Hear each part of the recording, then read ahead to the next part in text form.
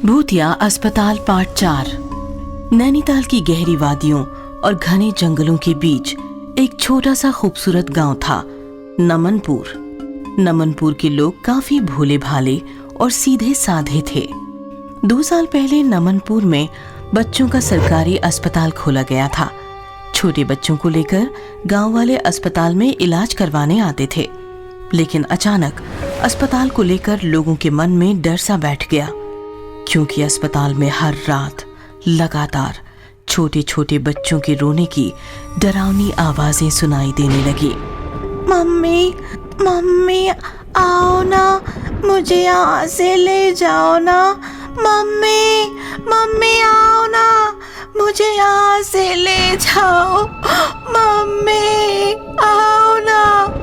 एक गांव वाले ने तो अस्पताल की खिड़की में खड़े छोटे छोटे बच्चों के काफी सारे भूत भी देख लिए। इसी सिलसिले में परेशान गांव वालों ने अस्पताल जाकर डॉक्टर से पूछा, तो डॉक्टर बोला, देखिए वहम है आपका, ऐसा कुछ भी नहीं है। क्यों लीला? हाँ सर, ये गांव वालों का वहम ही है।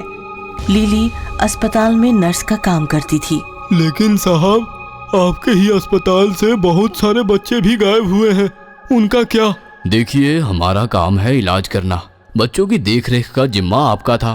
खेलते खेलते गिर गए होंगे किसी वादी में, उससे हमारा क्या? एक दिन शीला नाम की एक औरत अपने बच्चे छोटू के साथ अस्पताल आई।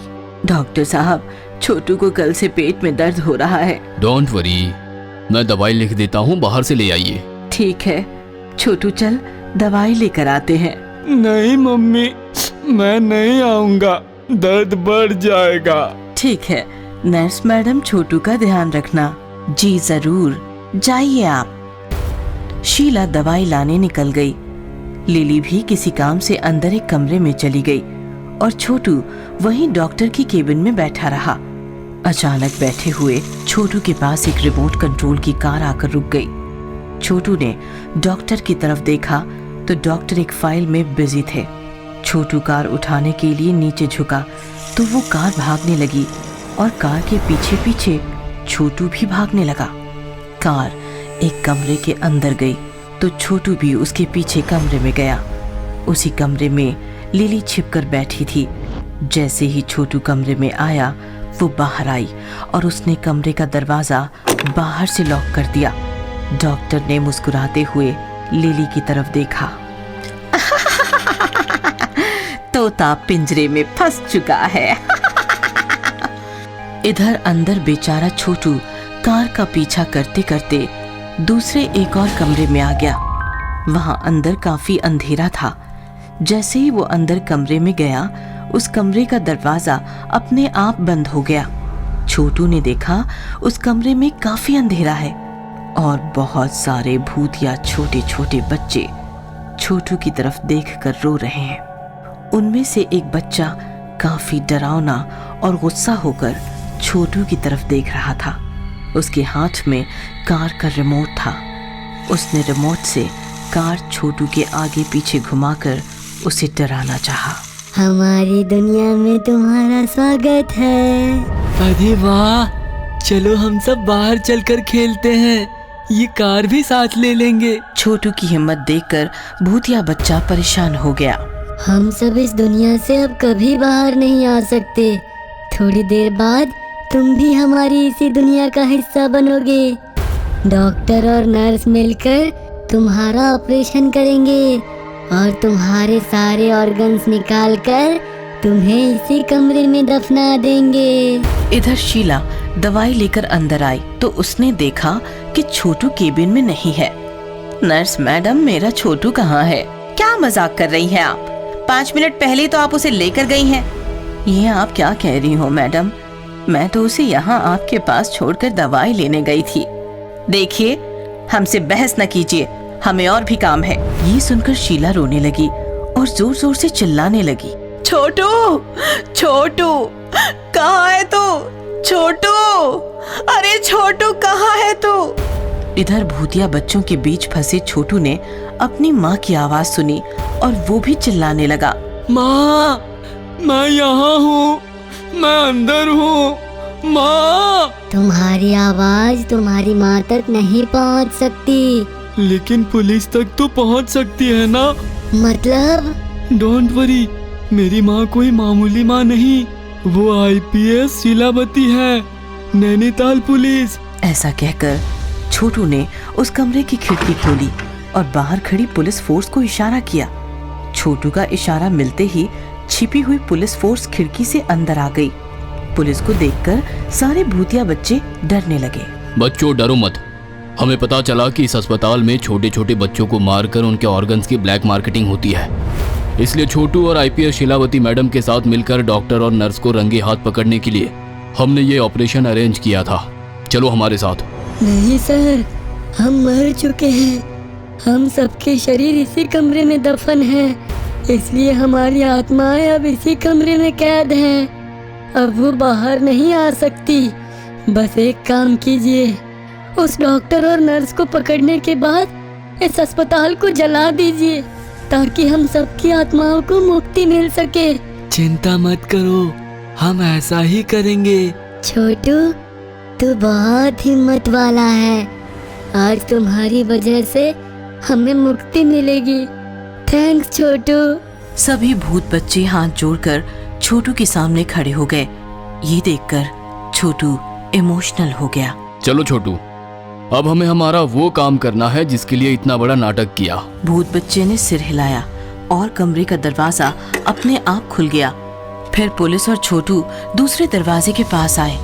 पुलिस ने बंद दरवाजा तोड़ दिया और वो सब सीधे डॉक्टर की केबिन में पहुंच गए। पुलिस फोर्स को ऐसे अचानक सामने देखकर नर्स और डॉक्टर डर गए। अरेस्ट कर लो इन सबको। पुलिस फोर्स ने डॉक्टर और नर्स दोनों को पकड़ लिया। मम्मा, इनका काम तो हो गया। अब ये अस्पताल जलाकर उन बच्चों को मुक्ति देनी है। फिर क्या, पुलिस फोर्स डॉक्टर और नर्स को लेकर निकल गई। शीलावती और छोटू ने अस्पताल को आग लगा दी। देखते ही देखते अस्पताल जलने लगा और अस्पताल में कैद बच्चों की आत्माएं आसमान में मुक्त होने लगी। Proud of you my son, तुम्हारे वजह से ही हम ये मिशन कंप्लीट कर पाए। ऐसा कहकर शीलावती ने छोटू को गले लगा लिया और दोनों के सामने ही वो भूतिया अस्पताल देखते ही देखते जलकर राख हो गए। भूतनी आंटी पार्ट 2। एक छोटा सा शहर था। शहर में थी एक कॉलोनी, नाम था भूतनवाड़ी। भूतनवाड़ी कॉलोनी की हर माँ डर के साए में जीती थी, क्योंकि भूतनवाड़ी के एक घर में एक बूढ़ी भूतनी जंगल से रहने आई थी, जो कॉलोनी के छोटे छोटे बच्चों को पकड़कर सताती थी और उन्हें खा जाती थी। भूतनी बूढ़ी थी लेकिन काले जादू में माहिर थी। वो किसी खूबसूरत आंटी का रूप ले लेती और मैदान में खेल रहे बच्चों के पास जाकर उन्हें बहला फुसलाकर अपने घर ले आती और फिर मार देती। चल बेटा, मेरे घर चल, मैं तुम्हें रबड़ी खिलाती हूँ। बच्चा भी भूतनी की बातों में आ जाता और आंटी बनी भूतनी की उंगली पकड़कर उसके साथ चलने लगता। अपने घर में कदम रखते ही अचानक भूतनी का रूप बदल जाता और वो अपने असली रूप में आ जाती, जिसे देखकर बच्चा डर जाता। मम्मी बचाओ, छोड़ो मुझे, तुम आंटी नहीं भूतनी हो। भूतनी नहीं, भूतनी आंटी। खाने आया था रबड़ी, खुद खाना बन जाएगा। भूतनी आंटी को पप्पी दे दे बेटा, और कितना चिल्लाएगा। नहीं, मैं तुम्हें पप्पी नहीं दूंगा, तुम बहुत गंदी हो, छोड़ो मुझे मम्मी। भक भक ना कर, मेरा भोजन बन, चल। इस प्रकार भूतनी की काली करतूतों से कॉलोनी में हाहाकार मच गया। लोगों ने बूढ़ी भूतनी के पास जाकर उसे काफी समझाया, लेकिन वो नहीं मानी। फिर लोगों ने तंत्र मंत्र का सहारा लिया, तांत्रिकों को उसके घर के सामने बिठाया, लेकिन दुष्ट भूतनी ने अपनी शक्तियों से तांत्रिकों को भी भगा दिया और वो अपनी मनमानी करती रही। इस प्रकार कॉलोनी का नाम भूतनवाड़ी पड़ गया। देखिए, अब इस कॉलोनी में रहना है तो बच्चों को लेकर घर में बंद रहो, नहीं तो कॉलोनी छोड़ दो। बस यही दो रास्ते बचे हैं बचने के लिए। बेचारे लोग कॉलोनी छोड़कर जाते भी कहां। उन्होंने अपने घर के दरवाजे सदा के लिए बंद कर दिए और डर के साए में जीने लगे। लोगों की सतर्कता से भूतनी भी परेशान हो गई, क्योंकि अब वो और बूढ़ी हो रही थी और उसे खाना मिलना भी मुश्किल हो गया था। ये क्या, लोगों ने तो दरवाजे बंद कर लिए, अब मैं कैसे जीऊंगी? लगता है अब दोबारा जंगल का रास्ता अपनाना पड़ेगा। तभी भूतनी ने देखा कि एक औरत अपने गोल मटोल बच्चे के साथ आ रही थी। अरे वाह, लगता है कॉलोनी में नए रहने आए हैं। बच्चा भी एकदम गुब्बारे की तरह फूला हुआ है। इधर सारे घरों के दरवाजे बंद देखकर बच्चा परेशान हो गया। मम्मी, बोलो गोलू। एजेंट कह रहा था अच्छी कॉलोनी है, लेकिन यहाँ तो सारे दरवाजे बंद है, कोई बच्चा नजर नहीं आ रहा। अब मैं खेलूंगा किसके साथ? तभी भूतनी रूप बदलकर उनके सामने पहुंच गई। आपका स्वागत है हमारी कॉलोनी में। ठंड की वजह से लोगों ने दरवाजे बंद कर रखे हैं। अरे वाह, आपका बच्चा तो बिल्कुल मेरे मोलू जैसा है। मेरा मोलू अभी अभी मैदान में खेलने गया है। मैदान का नाम सुनते ही गोलू खुश हो गया। थोड़ी देर बातें करने के बाद गोलू और मम्मी वहां से निकल गए और भूतनी खुश हो गई। आज तो पार्टी करूंगी। थोड़ी देर बाद फुटबॉल हाथ में लेकर गोलू मैदान में पहुंचा तो उसने देखा मैदान में उसकी उम्र का बच्चा खेल रहा था। ये देखकर गोलू खुश हो गया। तुम मोलू हो ना? मेरा नाम गोलू है, मेरे साथ खेलेगा? बिल्कुल खेलूंगा। फिर क्या, काफी देर दोनों खेलते रहे और खेलते खेलते थक गए। सारा पसीना निकल गया, प्यास भी लगी है। तो चलो मेरे घर, पानी पी कर आते हैं। तुम्हारा घर पास में ही है ना? तुम्हारी मम्मी मिली थी हमें, चलो चलते हैं। गोलू मोलू के पीछे चलते चलते उसके घर के सामने आ गया तो भूतनी आंटी बनकर खड़ी थी। आओ बेटा। गोलू मोलू के साथ जैसे ही अंदर गया, घर का दरवाजा अचानक बंद हो गया और मोलू भी गायब हो गया। मोलू, कहाँ हो तुम? घर में आए गोलू, इसलिए भेजा मैंने नकली मोलू। भूतनी का खौफनाक रूप देखकर गोलू कांपने लगा। बचाओ, बचाओ मम्मी। पीने आया था पानी, अब मेरी प्यास मिटाएगा। भूतनी आंटी को पप्पी दे दे बेटा, और कितना चिल्लाएगा। प्लीज मुझे मत मारो, मैं अपनी मम्मी का इकलौता बच्चा हूँ। मम्मी का इकलौता बच्चा जैसे हो गाजर कच्चा कच्चा, चप चप करके चबा जाऊं, हाथ लगा एक कच्चा बच्चा। ऐसा कहकर भूतनी गोलू की तरफ बढ़ने लगी और गोलू पीछे पीछे सरकने लगा। जैसे ही भूतनी ने गोलू को छुआ, उसे बिजली का तेज धक्का लगा और वो जलने लगी। ये मेरे साथ क्या हो रहा है? तभी गोलू की मम्मी वहां आई। बिल्कुल सही हो रहा है, तुम्हें क्या लगा मैंने तुम्हें पहचाना नहीं?